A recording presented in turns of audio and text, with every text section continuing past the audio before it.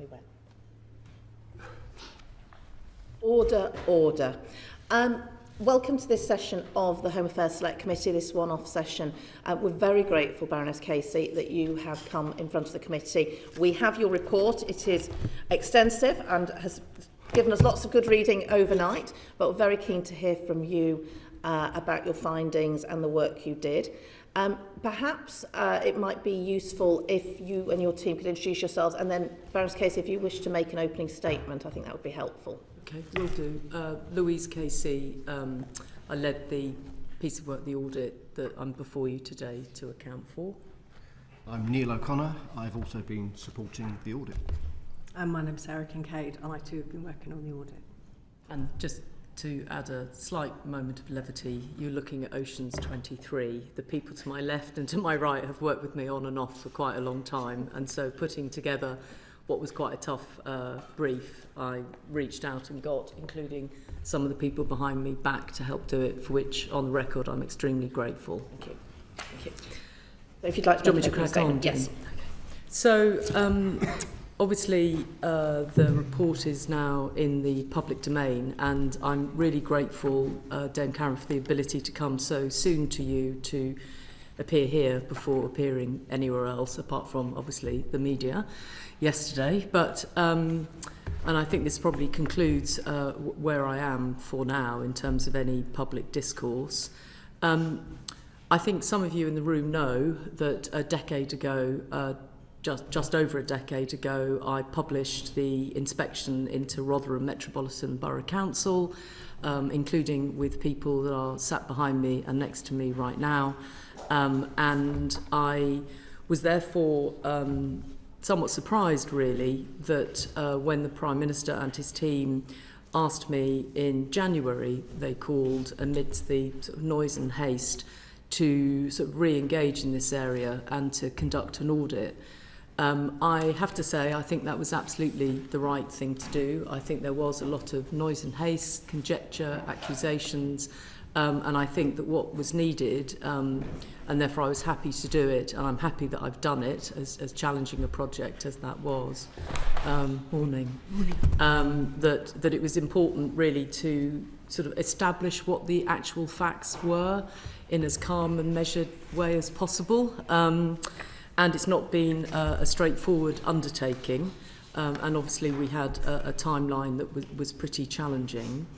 I wanted to say, and I think Dame Karen, we've worked in different spheres for a number of years, that I think many of you around the table actually will understand it's sort of hard to imagine really that things hadn't improved as much as I hoped they would have done in that decade, and that it's pretty tough to see that we haven't, and by we I mean all of us, made as much progress as could have been made. And just on an entirely personal level, I have thought in the last few months, should I have done more since leaving Rotherham? Should I have kept more of an eye on this? Did I just take at face value some of the things that were going on? And yes, I can easily say to yourselves today and to victims, I was doing other things. But I think it's a question I just wanted to sort of really say, I think it's okay to ask oneself, where were you and did I do a good enough job knowing what we found in Rotherham? So that's why I suppose really what I've been saying when I've had the chance to do so in the last not even 24 hours, but that I think we've just got to attempt to put sort of children in particular at the heart of any discourse really going forward, and in part for what I'm about to say, I think I'd be very surprised if any public servant at all in the land wouldn't agree with the findings of what it is I'm trying to do. So just to set the context, I'm very conscious this is the Home Affairs Committee, so it's not like I'm appearing in front of people that don't know some things. So if I'm grandmother suck eggs, forgive me. I'm sure you know a great deal about these subjects as others don't. But I think it's important to say that what is called group-based child sexual exploitation, which is quite a mouthful in itself, is thankfully still rare. It may be at the most heinous end of crimes, but we have to get a sense of the proportionality of where it fits in that 100,000 crimes of child abuse that have been reported in the last 12 months. I'm fairly sure that it's still happening today. I think that we can explain that if necessary later. I think people don't necessarily look hard enough to find these children in particular. I think that the world of crime is quite complicated. We've had, to quote colleagues in the police, they are awash with online harm and online exploitation. We've had sort of the growth in the visibility of county lines and child criminal exploitation, at the same time that I don't think child abuse or indeed child sexual exploitation has gone away. And certainly from the evidence that we saw during the audit and the visits that we undertook to some police forces, it is clear that it is still happening. I obviously have gone quite hard, and I'm conscious that there are more legally qualified people sat around the table than myself. But I have gone quite hard on the fact I think we really have to get a grip of how we treat children. This again dates back to Rotherham, where I listened to the testimony of a young woman there. She was a child at the time that was multiple raped by multiple men on multiple occasions as a 13th birthday present, in the knowledge that her perpetrator said it would be not seen as rape, which she believed. So I've always sort of thought, why do we have this sort of difference when from 12 to 13, and why do we have that? And I'm sure there's a myriad of good reasons why people historically did, but I think it's time to draw a line under that and see children as children. And I think if we did that, that would have more profound implications across society anyway. And I think there's lots of people out there worrying about lots of other things to do with adolescents and teenagers. And I think this would just be one very sort of clear historic law change that I feel, given we haven't looked at rape law since 2003, I think it is. I think the time is right to do that, and it would be a very fitting outcome, I think, to the audit. The other thing I wanted to just put in some context is I'm calling for, and they have agreed to, a national police operation. I think the big thing I want to happen is a national criminal operation. I suggested, and they've agreed, it's led by the National Crime Agency. That's in part because Stovewood, which is the NCA, were brought in to South Yorkshire Police in 2014, actually after Alexis Jay's report, not mine. I was there when Stovewood arrived, and I can see over their years of doing good police work that they've built up a very high level of expertise, which actually you can see other forces could benefit from, and it would also give confidence to victims. And really that's my sort of big ask, I suppose, is that. There's an irony, but anyway. And then the second part of that, and what I envisaged, was a sort of independent commission that would grasp the two.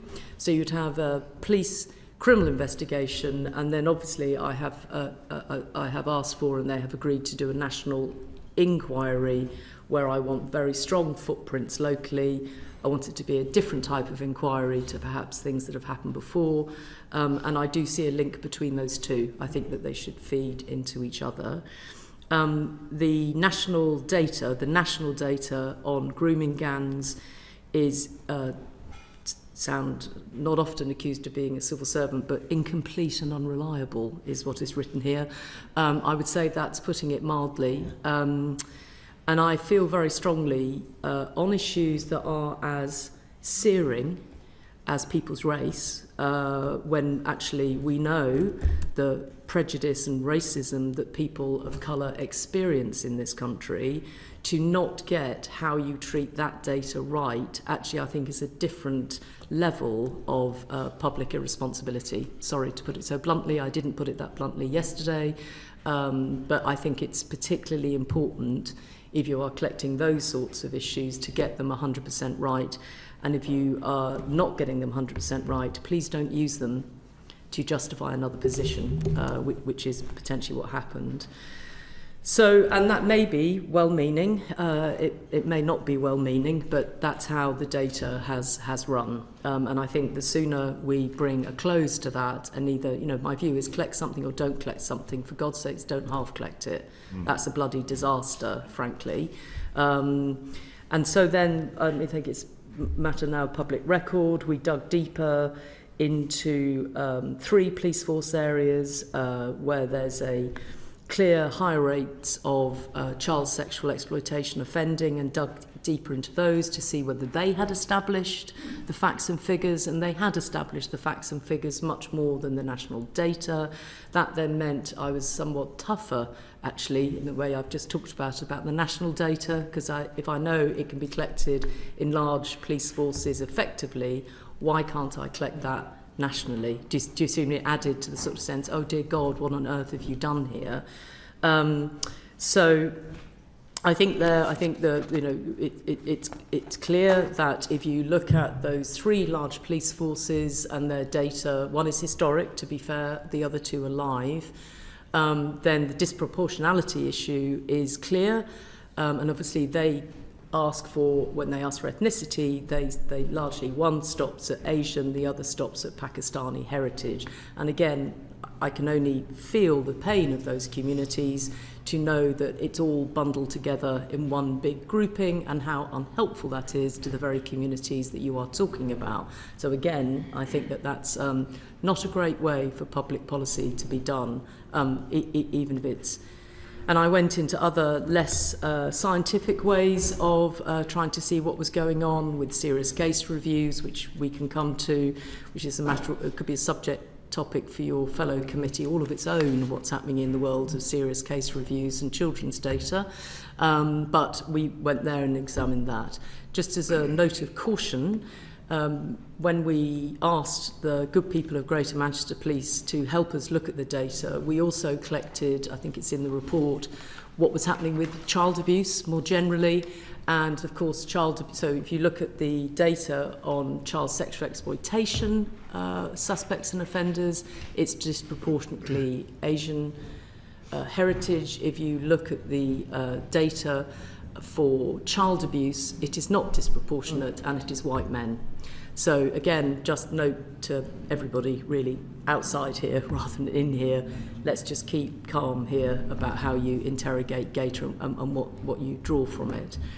I think I've said that I think the sort of poor recording in the criminal justice system, but not just in the criminal justice system, we have strong views, which you've seen in the audit, about children's services and local authorities and this extraordinary change, your Home Affairs. So you've got crime recording of child abuse here going up, and you look over at colleagues in local government, in children's services, and certainly see that in, I think, children on child protection plans for sexual abuse is at an all-time low in the last 30 years. And, we thought, why are we the first people to open that cupboard and have a look at it? Because that tells you something that if you were trying to sort this out, you might have a different view of it.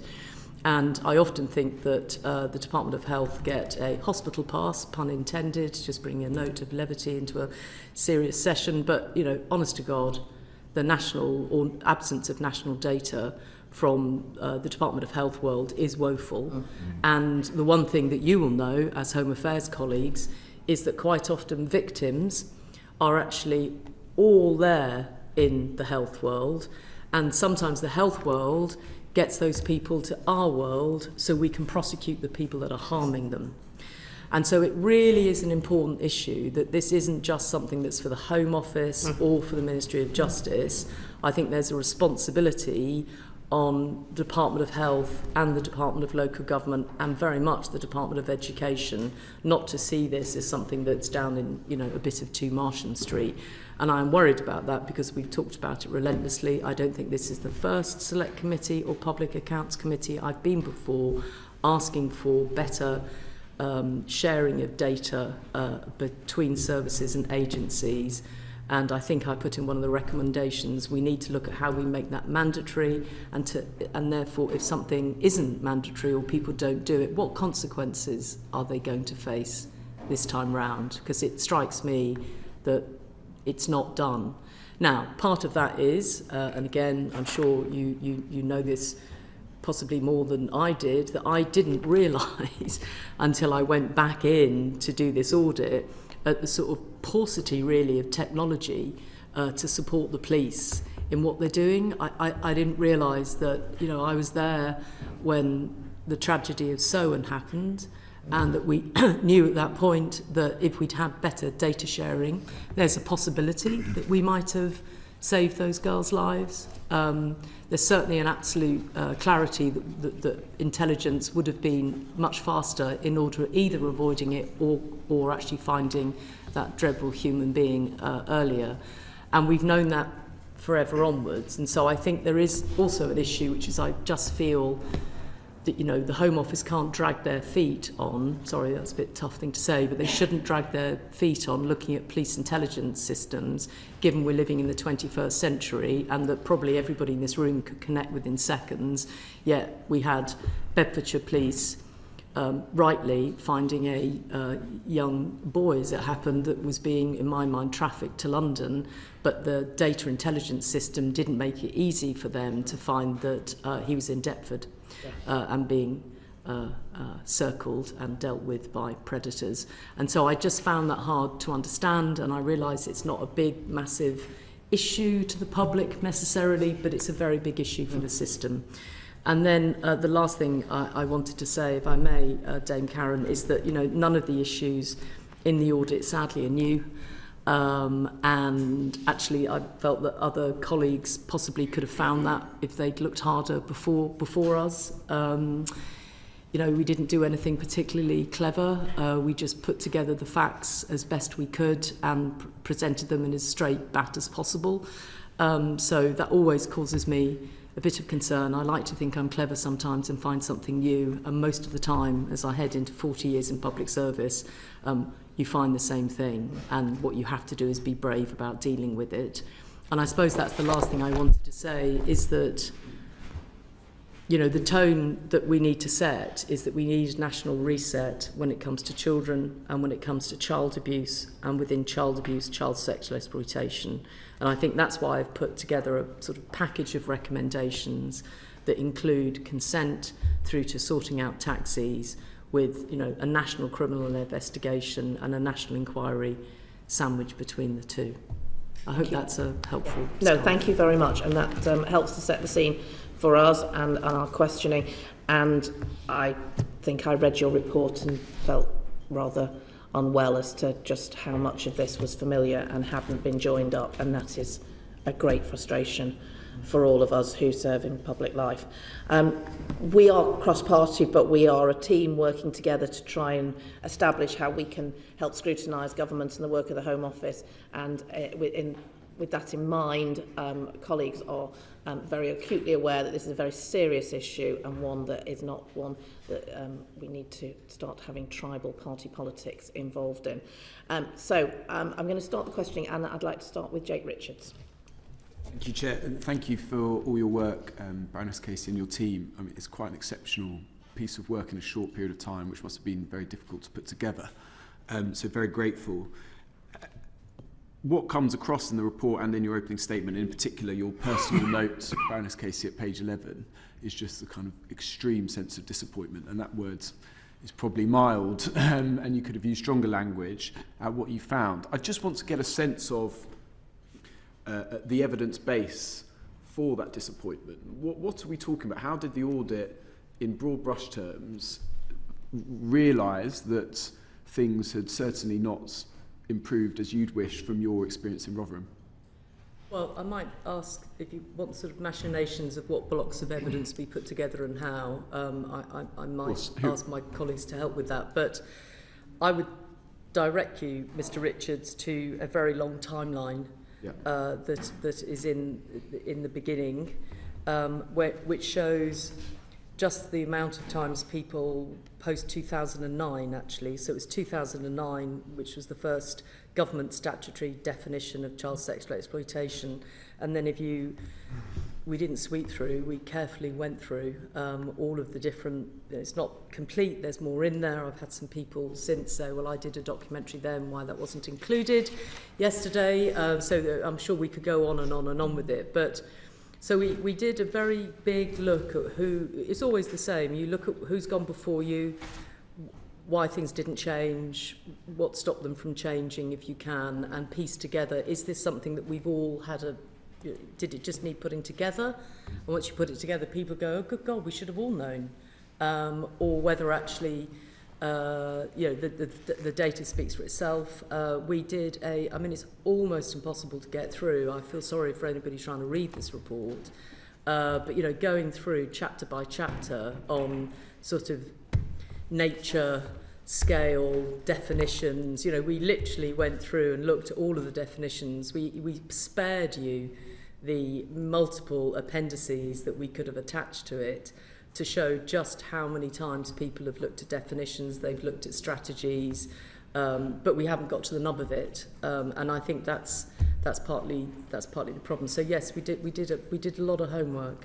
Does that answer the question? Or is that not quite so I understand. I mean, the 17 pages that the Home Secretary referred to yesterday in her statement of setting out the background of 17. The work that has been done and the chronology is a must-read. But what I guess I'm asking is, the audit presumably didn't just read that and then look to see whether the recommendations had been implemented. Presumably you spoke to survivors, victims, people on the ground.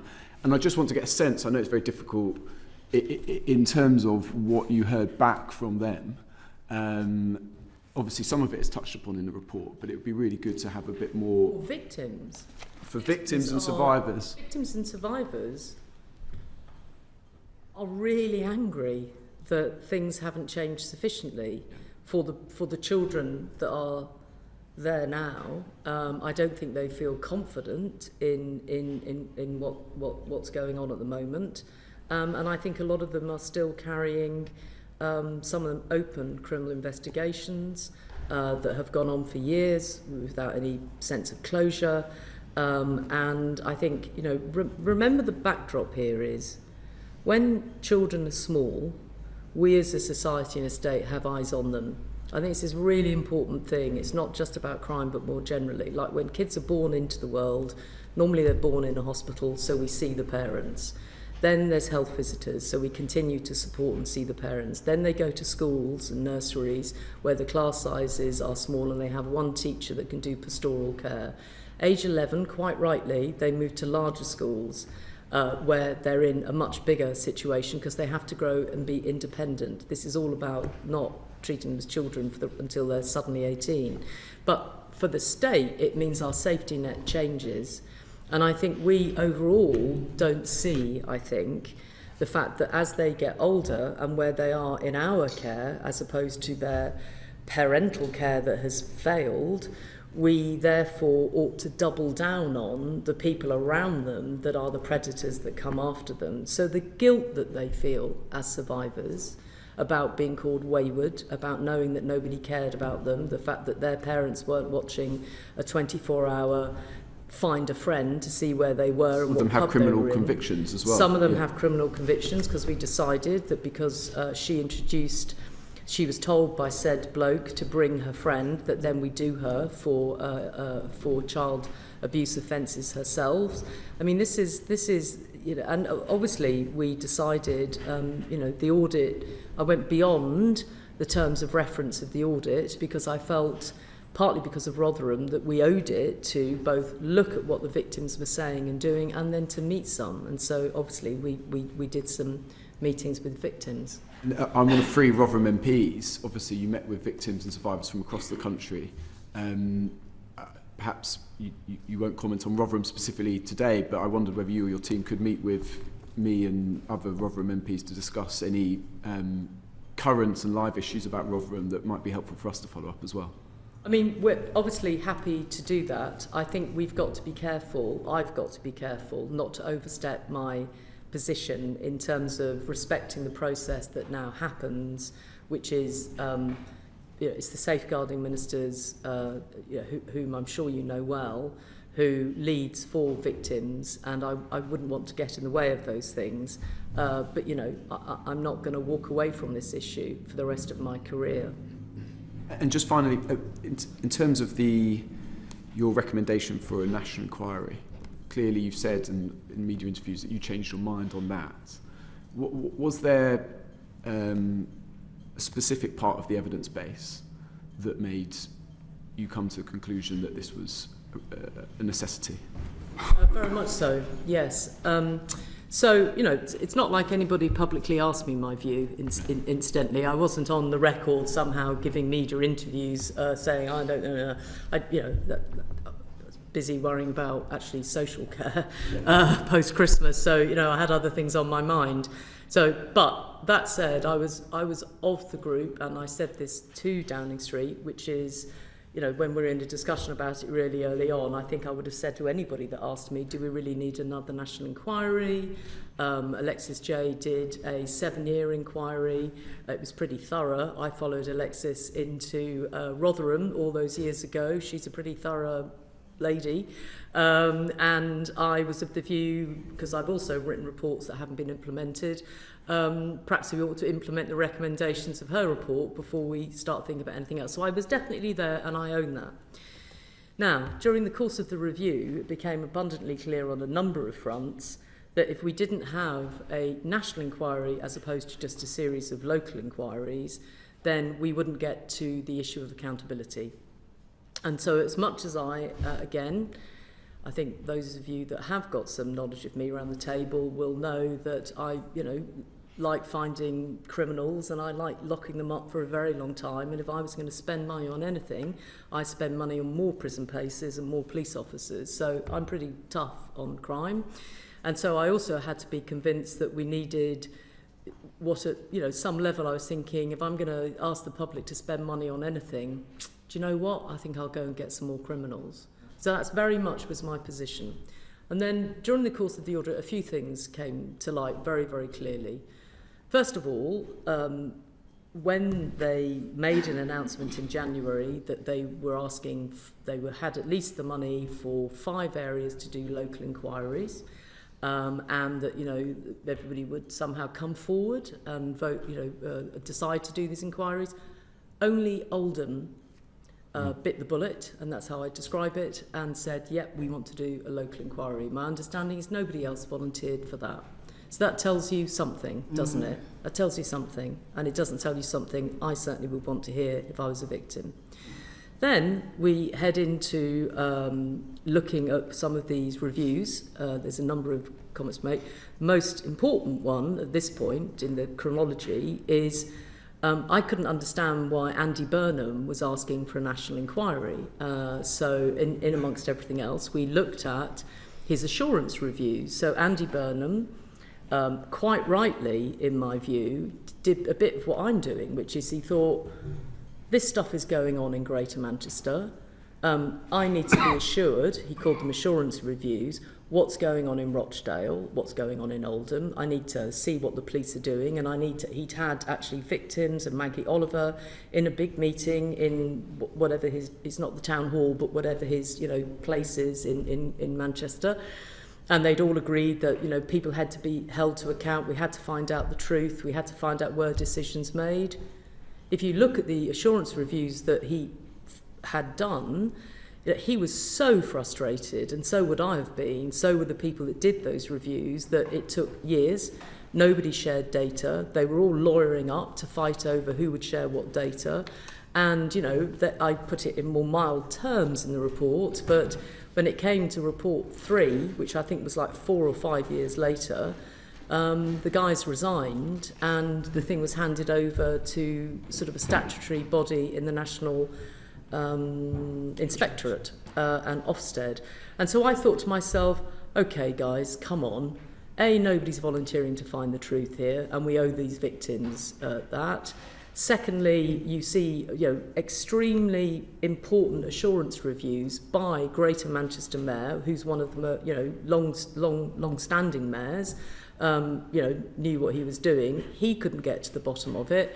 And then you look at the 50 serious case reviews, and you look at the world of serious case reviews, and you see that, to be honest, Mr. Richards, they do not get to the truth of what happens in these cases.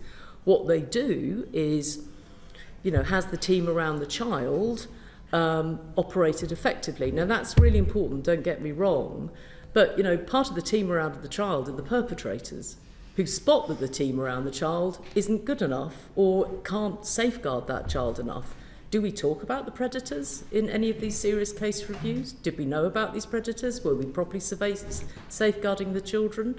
Sorry, you can tell from my tone. I said to everybody, I'll be really measured. Don't worry, I won't get, like that about it. But when you start talking about this, you think, yeah, that's why I want a statutory inquiry. And that's why it has to be national with strong local, there's a connection between the local and national. So I know it's not what everybody wanted, but I think it's absolutely the right thing to do. Just finally, recommendation 12 is about funding. Predominantly, you mentioned money for prisons, you mentioned money for police officers. I mean, have you had any assurances that there is going to be funding for this going forward, or is that a recommendation and you wait and see from government? Well, the recommendations, all 12 of them, were accepted unreservedly by the government yesterday, and I put recommendation 12 in deliberately to ensure, apart from the fact I only like even numbers, but leaving that, I'm sorry, I'm in that mood today, aren't I? I can tell. It's a really important thing to make sure that we don't let the victims down again by not doing this properly. So, having gone from, is this the right way of spending public money 4 months ago, I think it's the right way to spend public money. We made it a recommendation so that, in 6 months' time or 2 months' time, people such as yourselves are able to ask the government what has happened with that recommendation, because it means every time people double check on the recommendations, their implementation, one of them will be on money.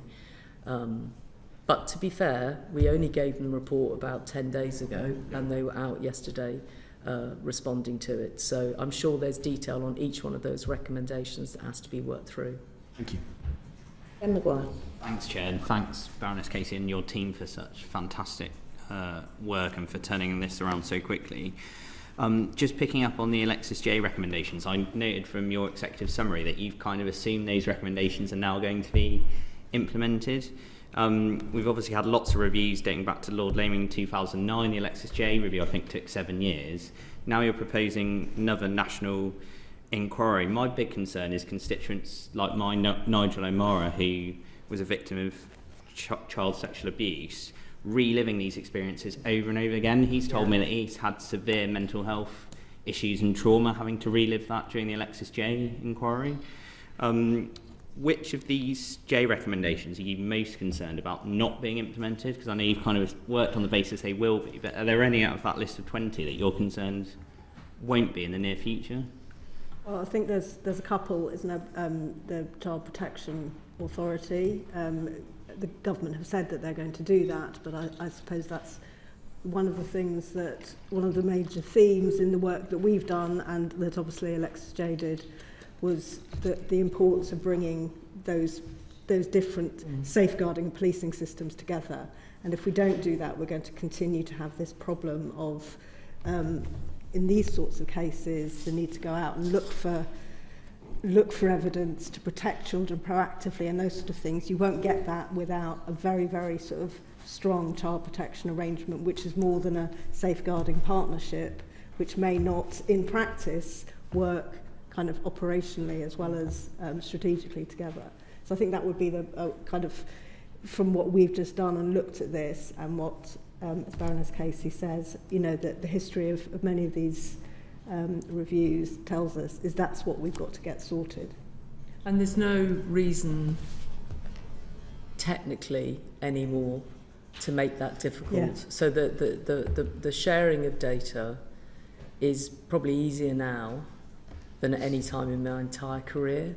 And so I think that some of and it's not expensive, it's just getting the safeguards around privacy right. But I think often we use the safeguards around privacy to protect our own agency interest and not share data. So she was right about that, and we totally support it in what we found. Just quick follow-up on that. I noted that recommendation 7 in your report calls for changes to the way police share data across boundaries. I'm thinking particularly in my own area of county line drug gangs, which you referenced at the start. Yeah. You mentioned that it needs changes, but you don't go as far as to say that it needs a whole new IT system for policing. How can you square the circle there? Because it feels like there needs to be an overhaul, there needs to be a completely new system in place to make sure we avoid these things slipping through the cracks at police boundaries. Well, partly, you've got, police IT systems tend to evoke lots of sighs and rolling of eyes, and I don't know how many police systems that we've seen, big IT ideas that haven't quite, materialised as they planned. But some of the kind of good work that we've seen, for example, the organised exploitation team that is funded by the Home Office, and some of the kind of action taken in other areas, means you don't actually have to create a whole new IT system. You can now use, you can use all sorts of tools to read existing systems. So this is not like 40 years hence we've got a new system and everyone's going to switch on and it's going to work. I think, it's modern technology. I think probably allows for that to happen. So I don't think we're waiting for a brand new IT system, and we've seen plenty of sort of good arrangements in areas which have kind of overcome that, and the kind of TOEX schemes are really helpful at developing tools to help people do the job, police do the job they need to do rather than waiting. I think that, my living nightmare is if you say to any large statutory organisation, dare I say even the civil service, I tell you what we need is a big digital overhaul. The coffin of that 2 or 3 years down the line is I've never been asked to audit that, but I'm sure I wouldn't have to look very far. So Sarah's absolutely right. Bedfordshire Police, for example, small but mighty, have piloted a really straightforward way of doing a police intelligence database. The TOEX thing is there for the taking. It's like what we didn't want to do is give everybody an excuse to say, we can't do all of this because it's going to take us 300 years and £300 million to have a think about it. No, there are things right there, right now, that both tech companies can offer you, but you've also got expertise in your own organisation. So can we crack on and do it, please, rather than spend 300 years having a digital overhaul that won't overhaul anything? Thanks. Jenny Reid. Thank you for your audit and report, and also thank you for coming here today and this morning. We really, the whole committee really appreciates it. I'm a Scottish MP, and the vast majority of not just what's in your report, but Alexis J's recommendations as well are covered devolved issues.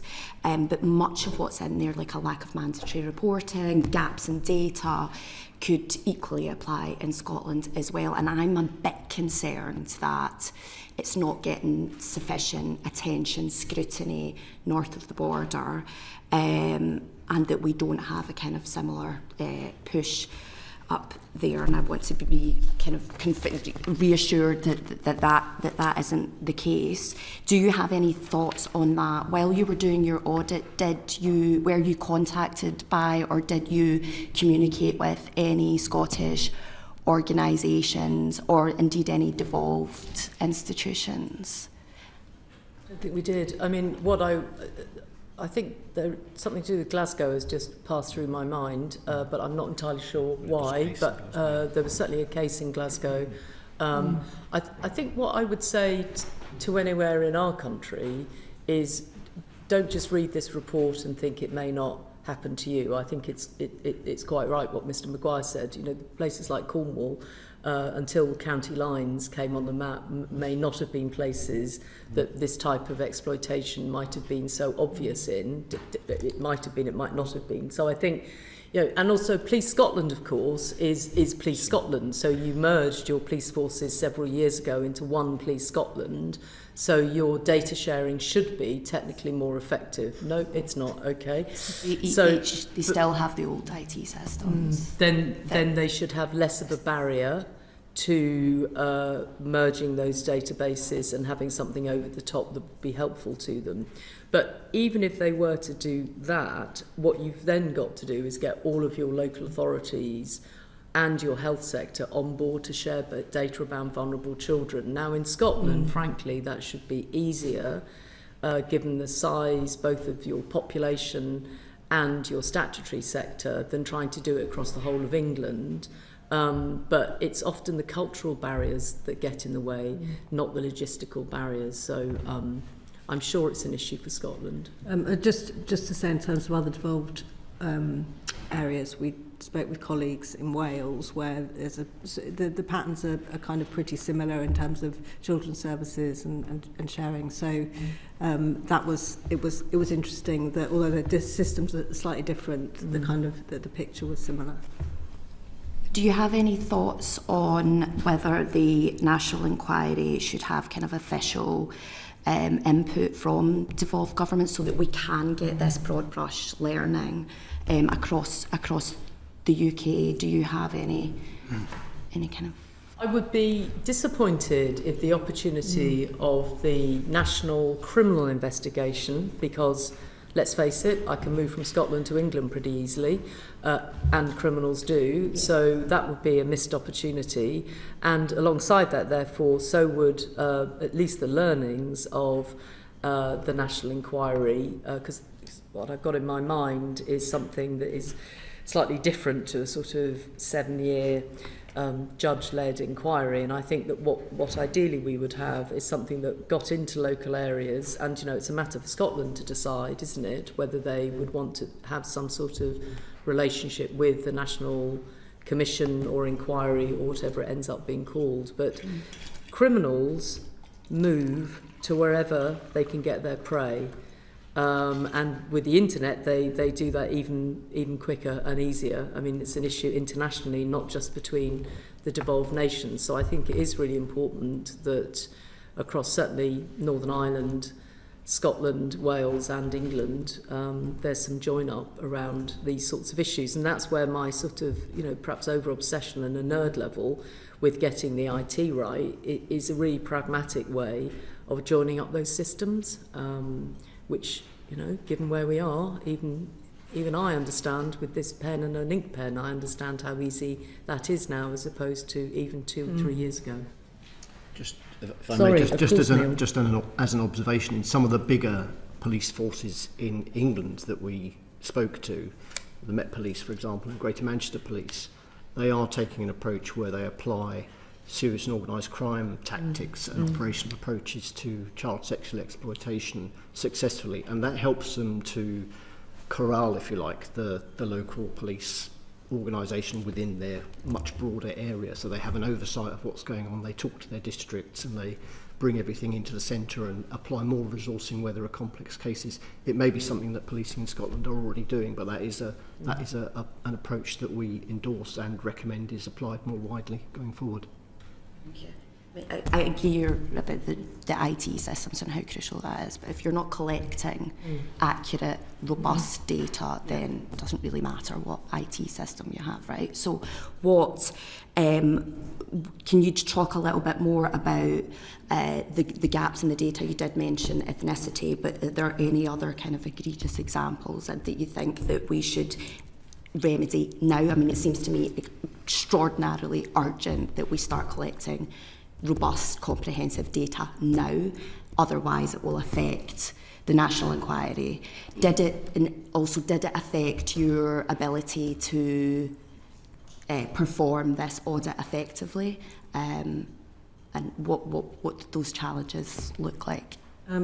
Yes, it did affect our ability to... would imagine. Our job was to assess the scale of group-based child sexual exploitation, and in that we have not been able to provide an answer because of the data systems, and it sort of also starts right from the it starts kind of from the fact that we don't have a kind of robust, up-to-date prevalence survey, so we don't know how much child sexual abuse there is in the country. There's a few sort of reasonably educated estimates, but we don't have anything up to date. The last one was like 12 years ago or something that was accurate. So you can start at that point, and so how many, what are we looking for, kind of how much is going on, and then we can see what services, whether people are coming to services or not. So that's your first point, is that we estimate 500,000 children a year are sexually abused in a kind of the kind of umbrella way of sexual abuse in different forms. And then beyond that, we have the next piece of information down is the policing reports of child sexual abuse. Some of that is flagged when it's child sexual exploitation, but police flags are notoriously poor. They're not used well, and when we talked to police forces and we looked at their problem profiles, we found that the flags weren't being used that well. So there's an estimate that tells you that there are 17,000 CSE crimes a year, but we can't rely on that necessarily. And so 2 years ago, the Child Sexual Exploitation Task Force, which is kind of a national policing capability, started collecting, asking police to send them their data, and they are kind of basically analysing it manually, effectively, to look at the number of child sexual abuse cases which fall into the sexual exploitation and are carried out by more than 2 people. So that's what they have to do, like kind of incredibly difficult and labour-intensive exercise. And that told us there were 719 group-based child sexual exploitation crimes in 2023. Now, so we started up there half a million a year, and we get down to 700 crimes. We think, we think for a start that because most child sexual abuse is not reported anyway, we have a massive underestimate of what's happening. But that's like the best we got after however many years of saying we really need to collect this information. What needs to happen now to ensure that this doesn't happen in the national inquiry? Have you got any thoughts on? Well, I think just to start on the CSE task force are planning. The government have accepted that they will collect more. They will collect data in a more robust way. So we will get some of that, and I think we've said that we need mandatory ethnicity collection of data when it comes to child sexual abuse, and the government have accepted that. So it's not. I think it's probably not mandatory. So totally mandatory at the moment. It's all done by encouragement. I think it's all done by encouragement at the moment. I mean, but we think it needs to be mandatory. To be fair, it's Theresa May as Home Secretary. I think a bit into her term that wanted the flagging process, and she wanted that flagging process because, having said at the beginning of her term, press on. She realised, I think I'm not speaking for her, incidentally, I haven't asked her this, but my judgment of what she did was think, I need to get across CSE. And so you then introduce this flagging process, because of course when somebody is arrested, the series of crimes that you are labelling are quite complicated. That said, all of these years later, for that not to have been implemented more effectively, I draw a conclusion from that that's not good enough. And then I put that together with where we are in 2025 and think there must be better both technical and other solutions to how you would get that right, if you really wanted to. I'll stop there, Chair, just to allow others. And I very briefly attended a session last week. I was in between meetings, but I popped into an APPG on missing people, where I understand there's a different approach to missing being piloted in Scotland at the moment around return interviews and recording of data, etc. It's always felt to me that, and you've referenced it in the report, that missing, because of the lack of consistency around the way police record it and the way that local authorities perhaps consider it, those children who are missing are the children who are being exploited for county lines, who are the children who are being exploited by grooming gangs. It feels like and you talk about 10 years ago, we were trying to put this together 10 years ago and say, you need to join this up. So I think one of the things I think I'm hoping that the such a big move on consent is the reason I'm pushing for it is because it's symbolic of what we think about children. So I think the way we come at missing at the moment, and this is good people trying to do it, feels very much in how many times has somebody gone missing and are we getting the returning interviews right. So it feels very transactional, and it's missing a bigger point, which is I hope that if anybody has teenage girls and adolescent girls in the room right now, if they disappeared overnight and they switched their finds a friend off, you would be beside yourselves, absolutely beside yourselves. But because we're dealing with kids that haven't come from that, we as a state attempt to have a safety net. And that safety net doesn't see that missing, so even though it's an important thing and you have missing task force and that sort of, it doesn't grasp the bigger picture. And I think fair play to West Yorkshire Police. They have an analyst, Mr. Smith, I've forgotten his first name, and Paul Smith. And after Rotherham had happened, he, often in public service you find individuals, don't you, and you think, wow. And so he developed what they call an algorithm. I'm not sure it is an algorithm, but let's go there. And essentially what he did was say, if we put together missing more than twice and put that across, I mean, you'll be aware of this, put it across kids perhaps in children's homes, I think it is, or in child in need. Then they put it across whether they'd ever been on the radar of anywhere in the criminal justice system. Hey presto, you have a completely different cohort. And I think that we say as a system, and I include myself in this, missing is really important, but then it really turns into a transaction rather than, oh dear God, where is this child? Now, if we had rape laws that meant when said child has gone out all night with said perpetrator and his friends, that we will do them for rape, it changes the conversation of the state, really, because rape is seen as one of the most, quite rightly, terrible things that can happen, and particularly terrible things if it can happen to children. So in a way, I'm trying to use the opportunity of this audit to say, how do we reset how we think about children?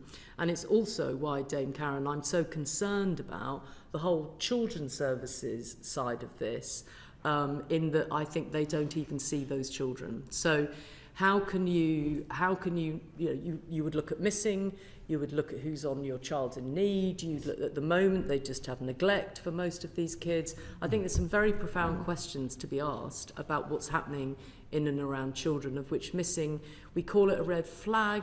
You think some sort of beaming noises, a beep should go off on my phone when Louise Casey goes missing.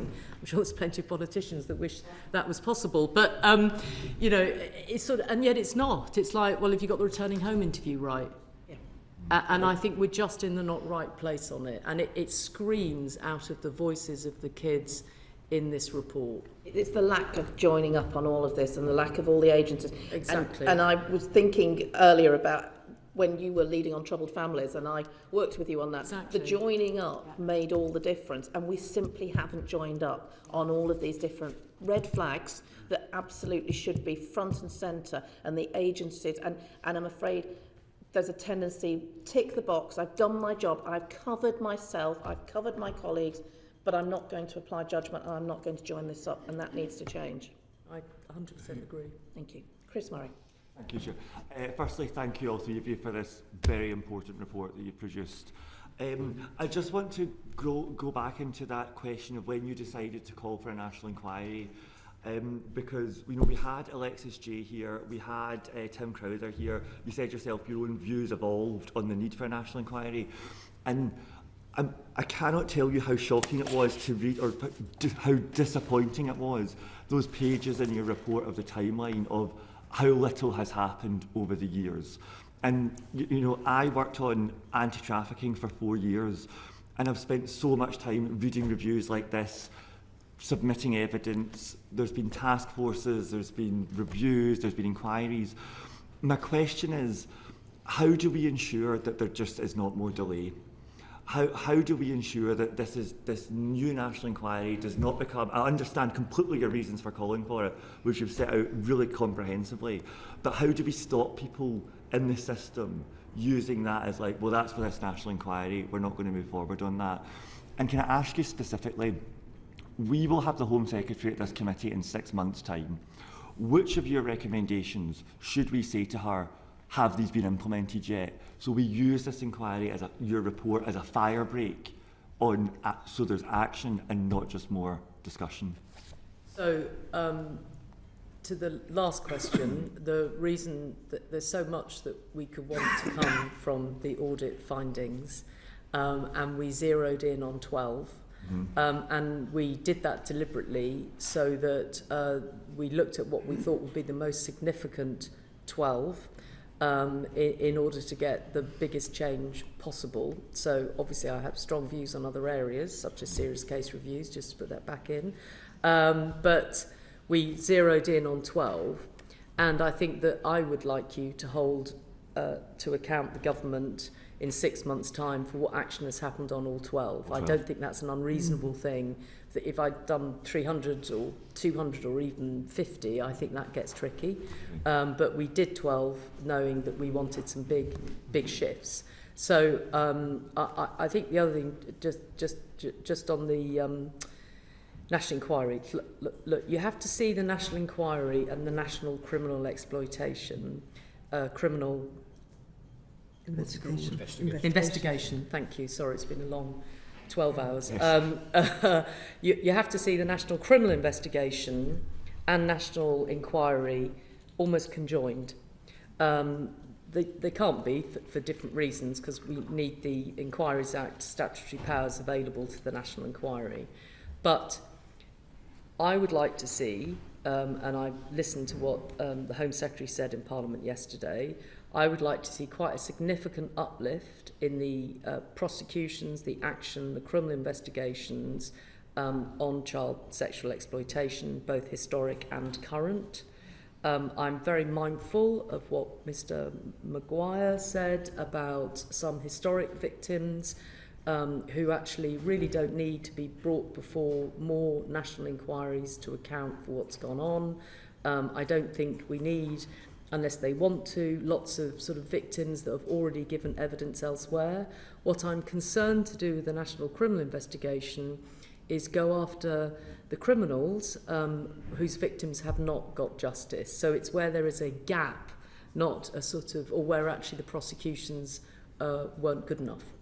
So that's the first thing. And then the second thing is, I think that we've put it in the recommendations that we've got a sort of formula, we think, about how the national inquiry could think about, therefore, where that took you locally. There are some places that people may want to crack on with in the shorter term, but certainly over time, and I don't think it needs to be forever, if you had areas where clearly there haven't been national criminal convictions or local, criminal convictions, and suddenly we're finding them, you'd have to ask yourself why we're finding them now and why we didn't see those children 10, 20 years ago. But a lot of this has to be driven by the victims. It has to be proportionate around the victims, but we see them jointly together. And I don't know, I think because of the publicity, which is both sad in some ways but important in others, the attention this has had politically, here we are, less than, not even 24 hours since that report was laid in the House, and I'm before you with my team. It shows that I hope this is a line in the sand, and I think the 12 things that we're asking for are not impossible, they're not pipe dreams, they're achievable. Thank you very much, thank you for that. A couple of other questions. So firstly, one of the things I thought was quite, this is a genuine question, one of the things that was interesting that was missing from the report is any discussion of the pandemic and that huge impact that has had on child protection, on the way abuse is perpetrated. I just wondered if you wanted to say anything about that. Well, if you want to ask me to do another report in 6 months on that issue, I'm not happy to do so, but I'd be open to negotiations. The truth is that there is a huge dynamic at play around what's happened since the pandemic, both not just in crime, but into the lives of children and what's going on. I think I was quite vocal during the pandemic that we ought to look at the implications of it, and we shouldn't leave people behind. I'm still of that view on a personal level, but this piece of work couldn't stray too far from its establishing the facts in relation to child sexual exploitation by gangs, and we only had 3 months to do it in. And I can assure you, in terms of all of the projects that I've been involved with over the years, this has been tough to achieve in the time period. I had to ask for a 2-week extension just to double down on the final facts, actually, to be sure what we were getting in terms of data from colleagues in police forces that wanted to clean their data before it went public. So it was quite tough to get just this body of work done in 3 months. So I'm sorry if we didn't get to wider issues, and I think it's important that somebody does. I really do. I'd support that. Okay, thank you. And another question is, you talk about it's really important to collect ethnicity and race data, and you've set out really comprehensively why that's the case. But I just think about other kind of child sexual group exploitation that we've seen. So there's been significant ones in the Catholic Church. Also in my city of Edinburgh, there's been significant challenges in boarding schools. And I just wonder, are there other data points we should be collecting? Religion, for example, would be one. But are there other markers, you think? Or I just wonder why ethnicity and race have been singled out so specifically. I mean, I understand why, but why not others? So chapter 4 of the report looks at what we call the nature and characteristics of child-based sexual exploitation. It's not an academic exercise of interest, finding out what it looks like. It's actually for important reasons of understanding offending and being able to, by understanding it better, being able to tackle it better. So there's a whole range of things in that chapter, including ethnicity. Ethnicity stands out as one of the areas where data collection has been really poor, where it's been seen as an optional extra. But there are lots of others in there, and we've spoken about some of them. The vulnerability factors associated with victims, for example, understanding those, like missing episodes and so on, can be really important in better tackling offending. All of the demographic information is important, and we go through it all in that chapter. I would say that applies more broadly to crime in general. It's really important to understand who is being affected by crime and who is committing it, and where there's overrepresentation of certain sections of society, whatever that might be: age, sex, religion, culture, nationality, ethnicity. Those are important things to understand in order to work out how you better protect the victims and prosecute the perpetrators. And I think the other interesting thing about this, it's interesting as a sort of been around a long time, is that you don't always have to collect national data. You could actually have done a deep dive. Policy making can be done in many different ways.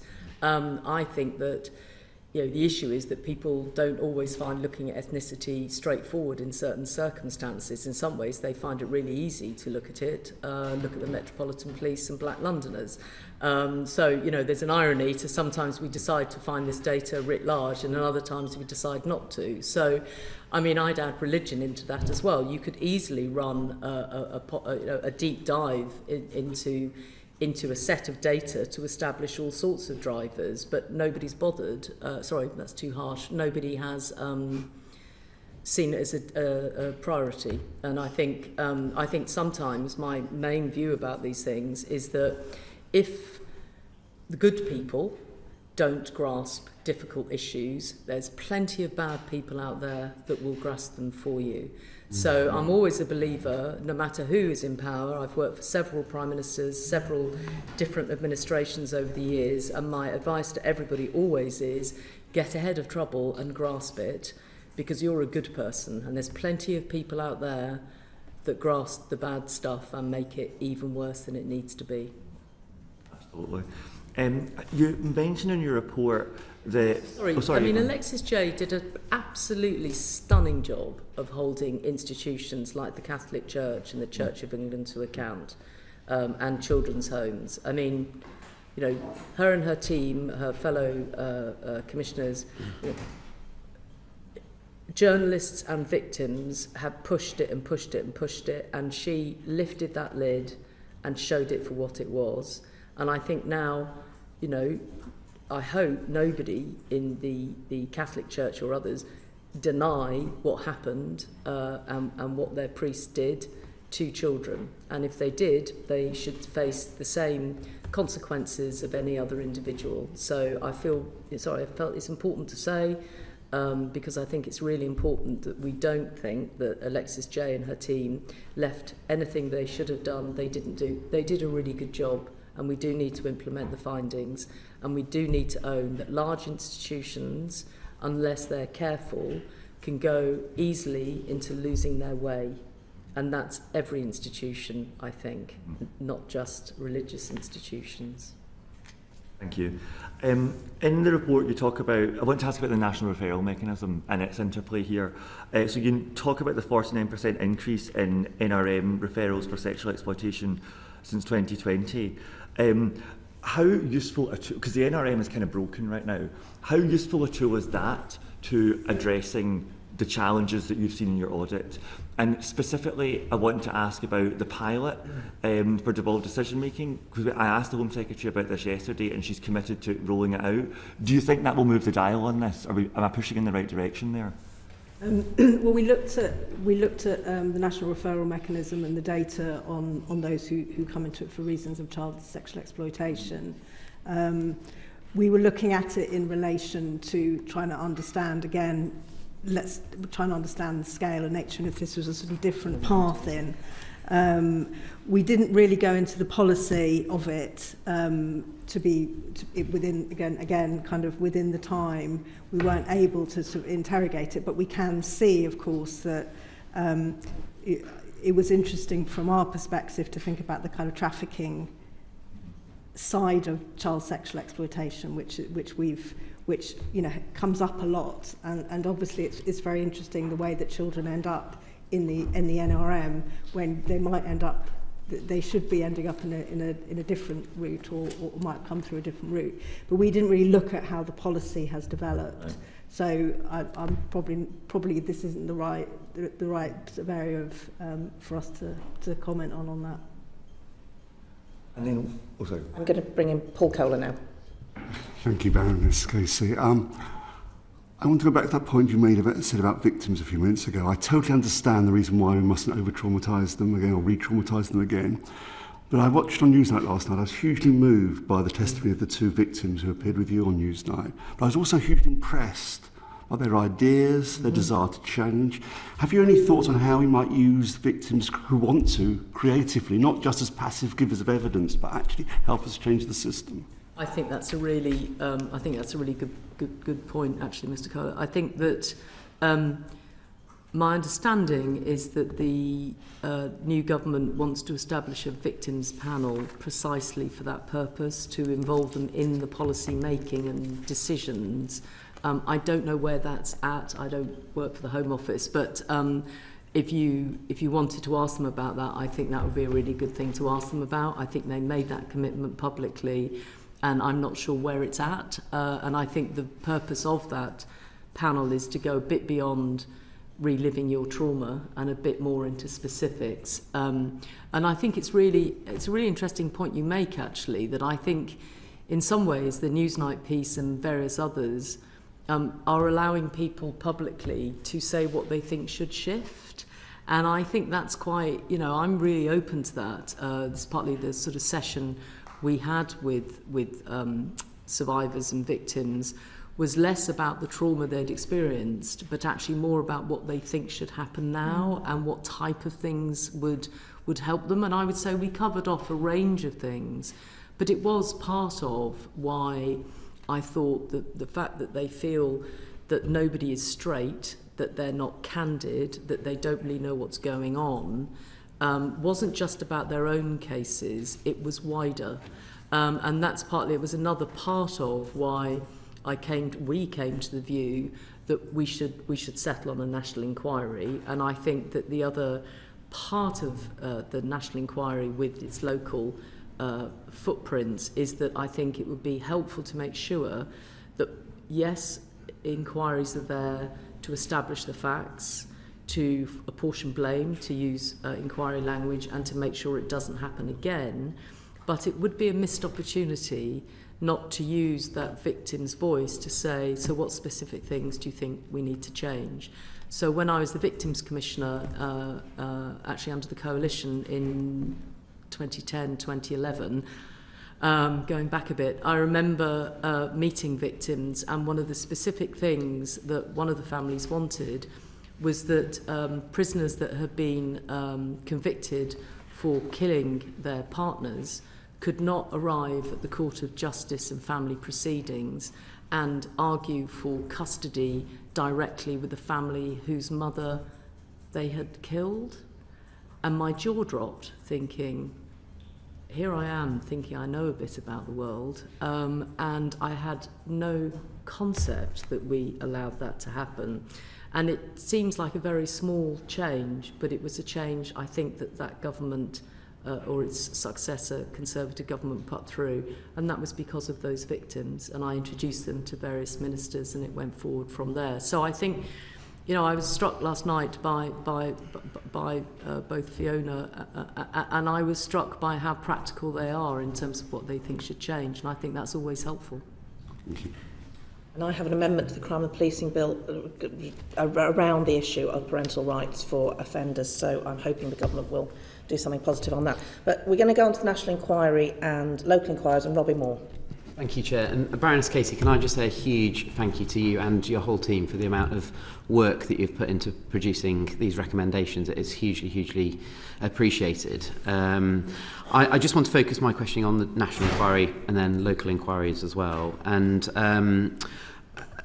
I want to start just by referring to page 137 of your report, which you make reference to Greater Manchester and Rochdale as two areas that have shown a reluctance to review past events, and they're not the only two areas that have shown that reluctance.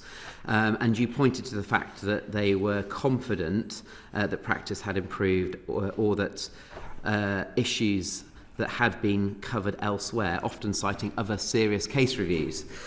Now, I'm just going to use the example of Fiona Goddard, who I know that you met last night, but she was a constituent of mine as well as living within the Bradford district. And she has obviously made her views known. She removed her anonymity and has been quite critical of how decisions have been made in the past. One of her absolute frustrations, when I spoke to her last night before the Newsnight interview that she did, was that this feeling that local authorities, and I'm going to reference Bradford Council because that's my own local authority, indeed where she resides, are using serious case reviews, indeed hers, and indeed referencing the thematic review, which you referenced in your report that was produced in 2021, which only looked at 5 children. It was only a 50-page document, of which Fiona was one of those 5 children. Yes. And heavily relying on that, and dare I say her serious case review, as a reason that there is nothing more to see here in this area. So I think the simple question is, we've had the announcement quite rightly that we're having a national inquiry, but we still have the reluctance that's coming forward at a local level for any more of a spotlight to be shone across the Bradford district. So what would your message be to local leaders that represent Bradford Council and indeed the wider West Yorkshire area of how we absolutely reassure victims and survivors like Fiona that we can have that inquiry that is focusing on the Bradford district that Fiona has called for and still calls for, and I have been for a significant long period of time? So I'll come to Bradford in a second. The first one you mentioned was the where we talk about Rochdale.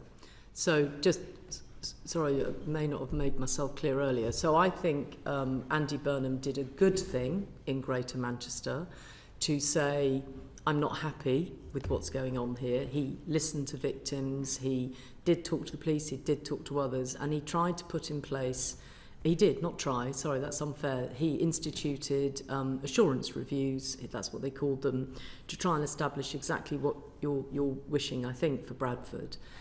And two good people did them. I met one of them, who I know was in Commissioner in Rotherham when we were there, and they only got so far, because essentially they couldn't require people to give them information. They couldn't require people to give them appear before them. They couldn't didn't have any ability to do hearings. And as I think we put in the report, it just went on and on and on. And then they did this work, but it took a long time before anybody said, as in the new Chief Constable, who said, yeah, we didn't get this right and we're sorry to victims. And that's why we put it in there to say, even when you have actually the Police Crime Commissioner, which is what the Mayor is, where you have a Police Crime Commissioner or a Mayor that says, I want this to happen, and he spends money getting it happen, it didn't get him what he wanted, which was accountability on behalf of the victims, and the system was what happened. So that's why I, again, just doubling down on that looking at that, interviewing various people, we came to the view that without statutory powers, for Inquiry Act type powers, you're not going to get anywhere.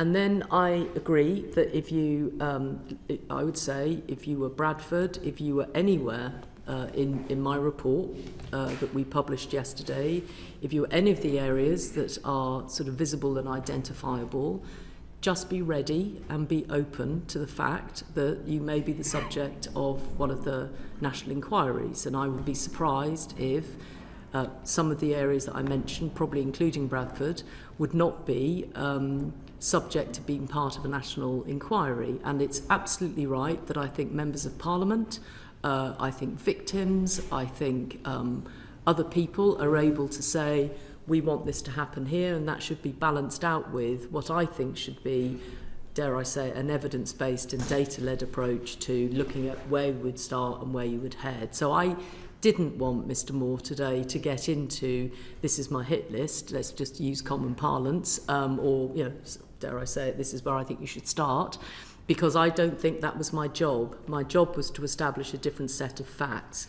Do I think you can look at the audit and make that part of your decision-making process, whoever is going to take that role on? I think I probably would if I was theirs.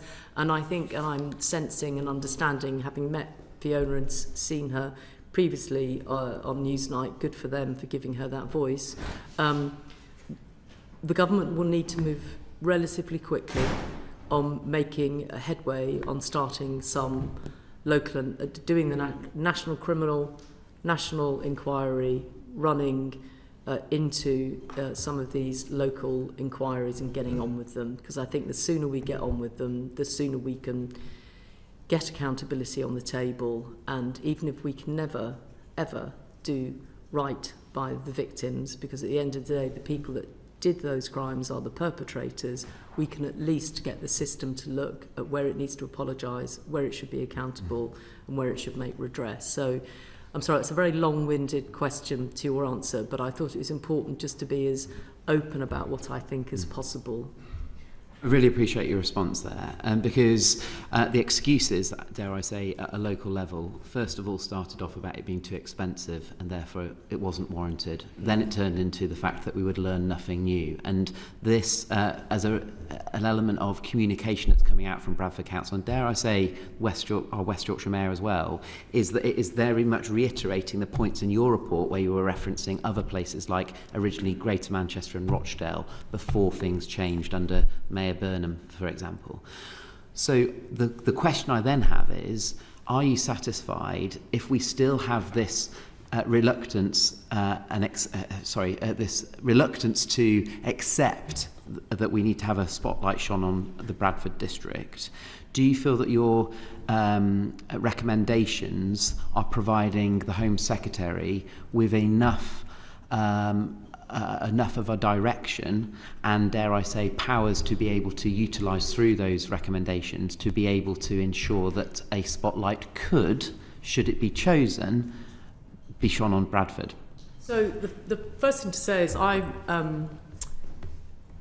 naively, really, I didn't necessarily see that the Prime Minister saying he wanted a national inquiry on Saturday would somehow turn into quite the bigger deal that it did. Perhaps that's my naivety, because my head is right in the middle of this and the victims and what we should be doing. Perhaps I misjudged that slightly.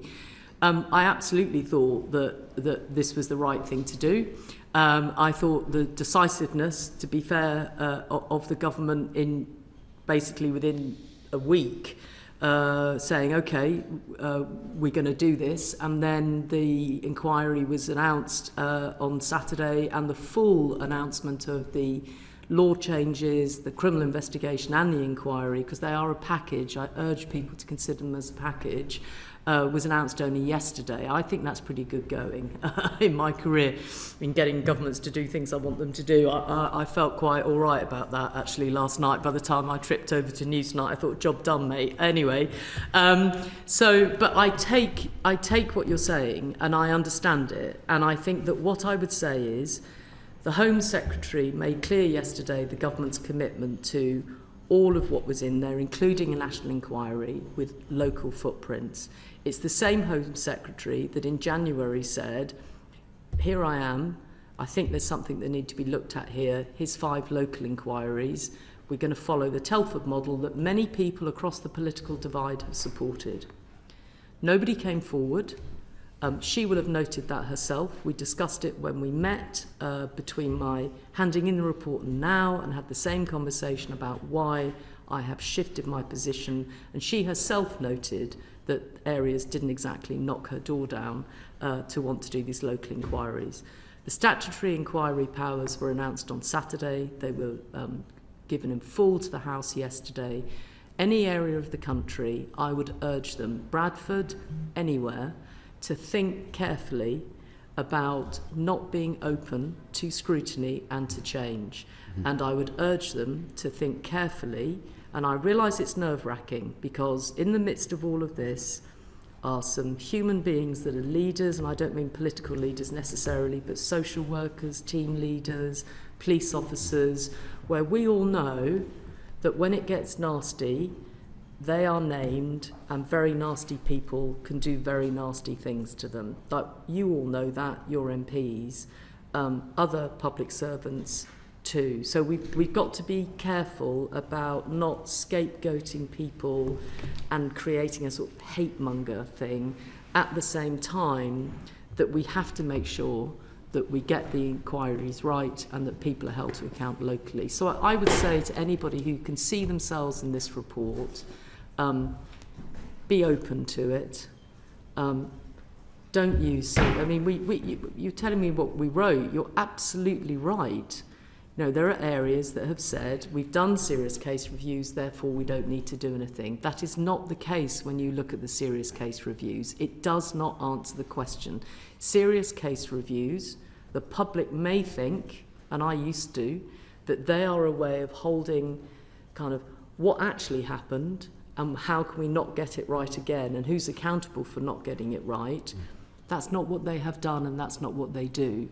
So you can't use them as a reason not to do an investigation when you're looking at these issues. And I would say that to Bradford and anywhere else in the country. I would caution against doing that and say, let's be open. Let's use this as a moment to draw a line and to have a national reset. That's what I would say. Thank you. And openness, transparency and accountability is incredibly important, and that's absolutely noted. Which brings me on to my next question, is to do with terms of reference associated potentially with the national inquiry. Because I know that you, West Yorkshire Police fed into your report and helped with, I suspect, then the recommendations that you then came to.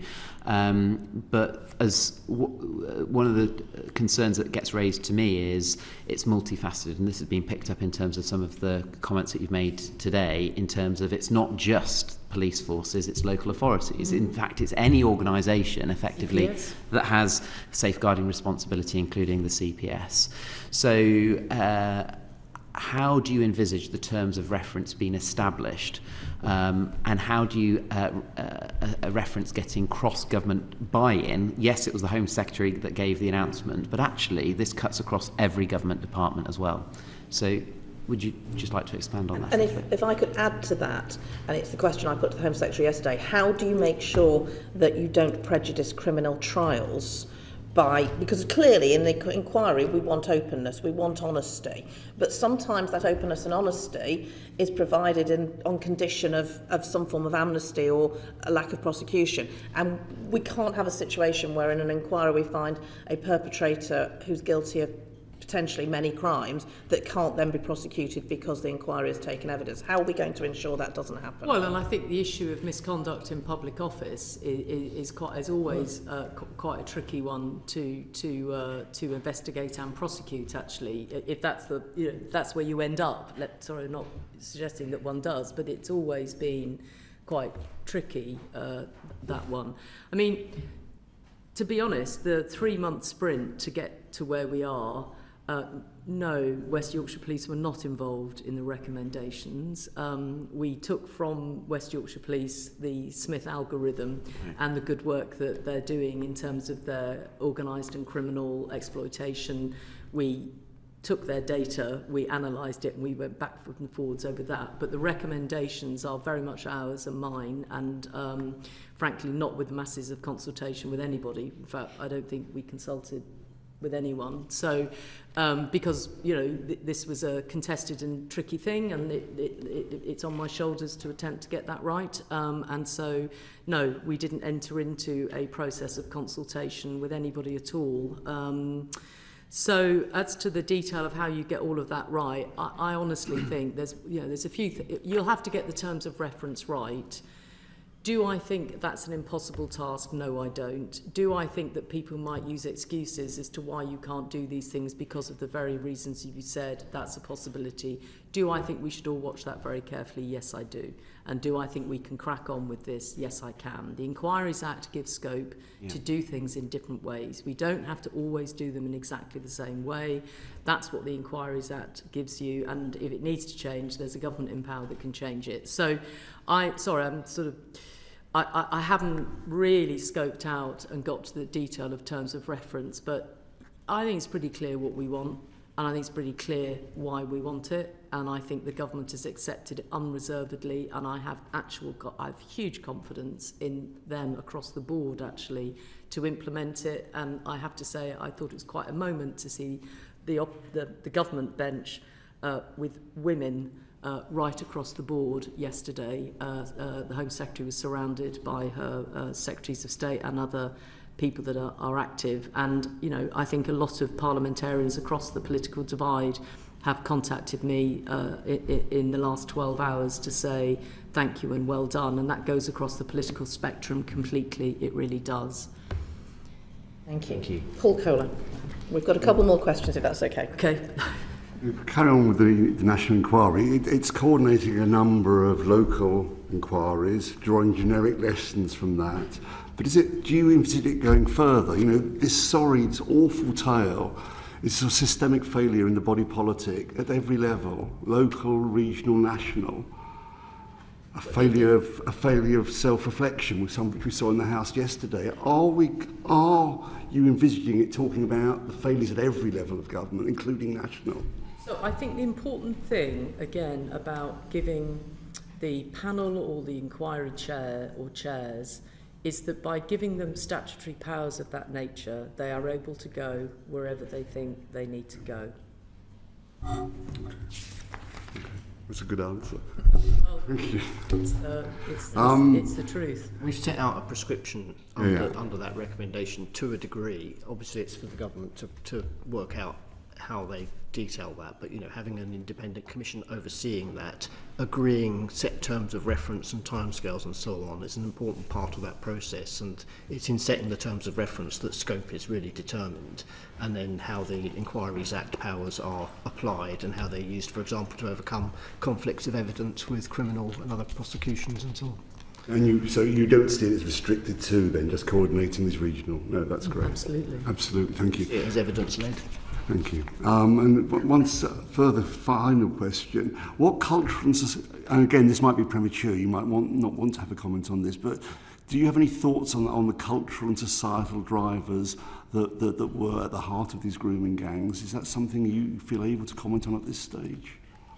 I think it would be no, actually. I think that what I'd like to see is that we take this carefully and properly, and that what I feel we've known needs to be done, even if it was just intuitively since Rotherham, but certainly now the evidence is there, is that one ought to collect data properly, and at the same time it will be a difficult and challenging piece of work to do, but obviously I don't often ask for new research in anything that I do. I'm a let's get on with it type woman, but I think in this situation we do need to have a bespoke piece of research that looks into whether there are cultural drivers, religious or otherwise, and I also think that that's not unusual in crime fighting. I think there's a sense that that would be an unusual thing to do. It's not, I mean, as you know, so it's quite normal to look at threat and to then investigate and understand what that threat is and why it is and how it is and who they are and where they come from and what might be doing and what type of people they are, whether they're rich, whether they're poor. There's lots of things that you look at around drivers, and I think if we looked at it in that way, and if we'd done this a few years ago, perhaps we wouldn't be here where we are now. So it's not often I recommend research, as you probably are aware, but I do on this occasion. Thank you. Well, Amaravati.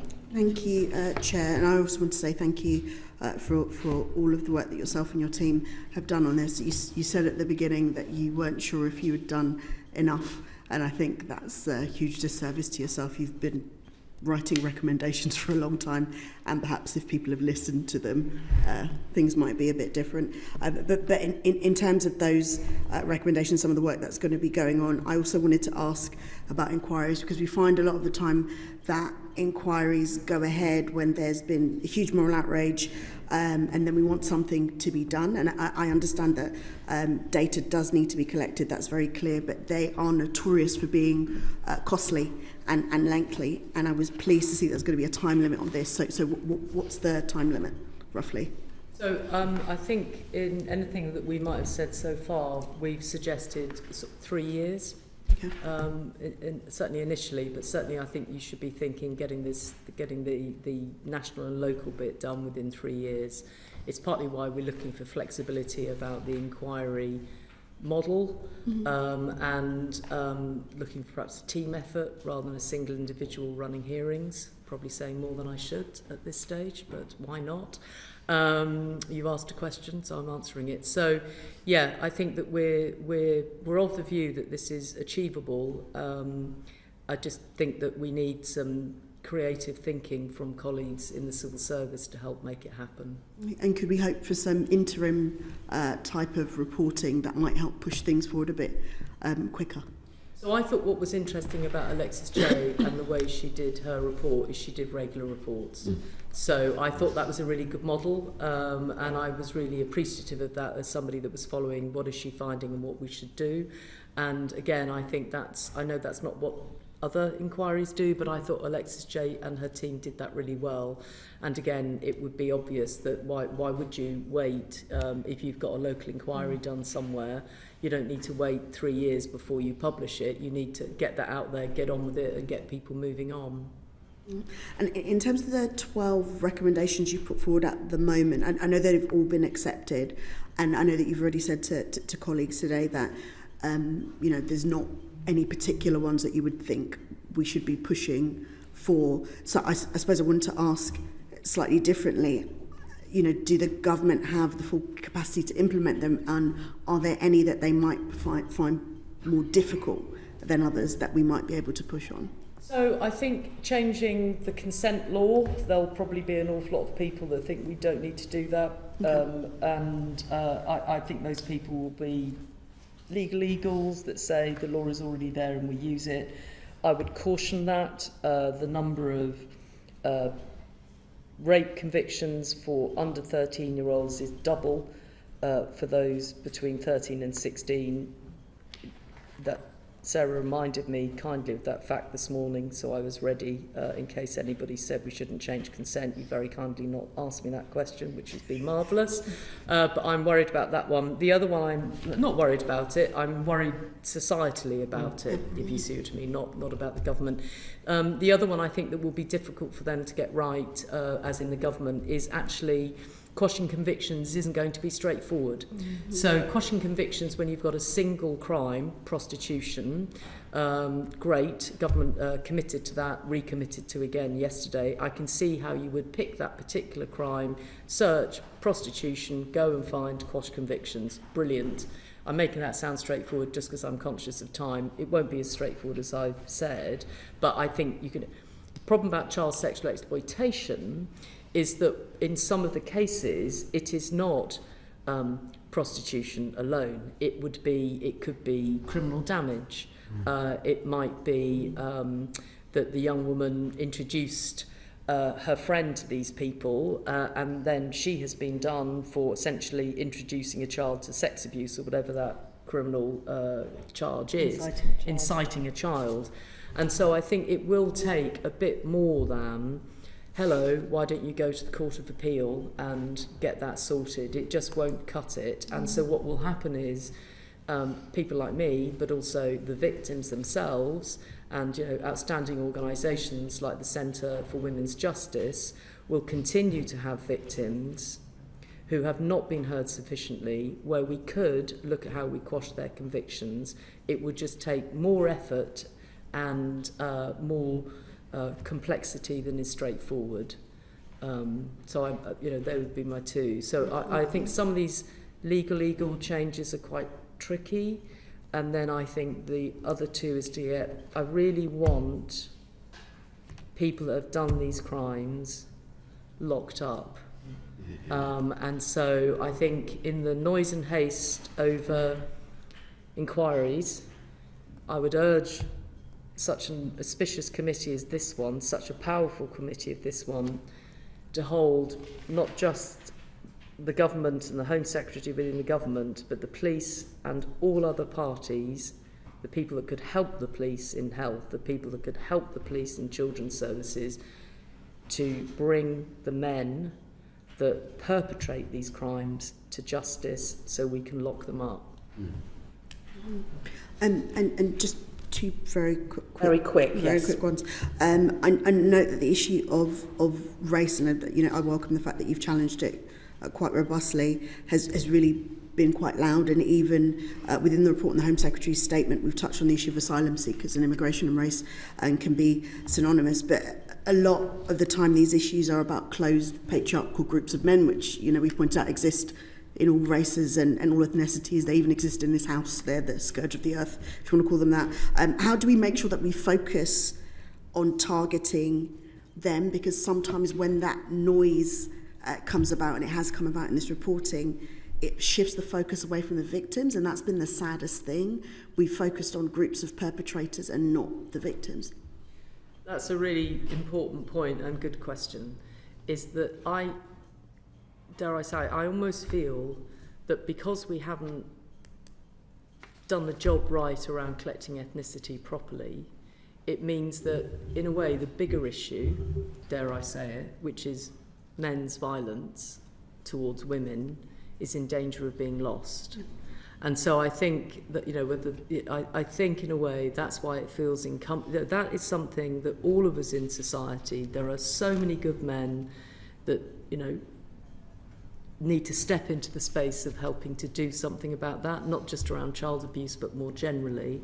And if we're still arguing over data around ethnicity, we won't get to the bigger issue, which is no matter what ethnicity, religion, age, or whatever, why do men commit these offences against girls? And you can do all of some women, some are men, boy victims. Child sex abuse that we're talking about today is largely men, if not nearly all men, against girls, and some of them are young. So I think I'm with you on that. I just think that in a way, until we get this stuff sorted from a policy level, the point you're making will continue to be missed. And just finally on the victims, and I suppose what seems to be happening overall, and some of my colleagues have touched on it already in terms of the agencies that are involved around them. We already have quite robust legislation, it seems, to protect children. It seems like we do. You could apply it in a certain way. We even have good legislation, I suppose, in terms of rape, in that you can receive a certain conviction. The problem is that people don't actually get to court, and that it seems that these issues of child sex abuse don't get to a point where they're being prosecuted. How and it was the issue of, I suppose, agencies not talking to each other. It's very clear from all of the reports that a lot of these young people have come from care, particularly social economic backgrounds, are in certain situations. How do we get from the focus from, I suppose, the justice element, which is important, to actually putting resources into tackling some of the root causes and, I suppose, the roots of where some of these victims are specifically coming from? Because the focus of the work is important in terms of tackling it, but we know that some of these children are coming from particular situations, and we never seem to be doing enough on that.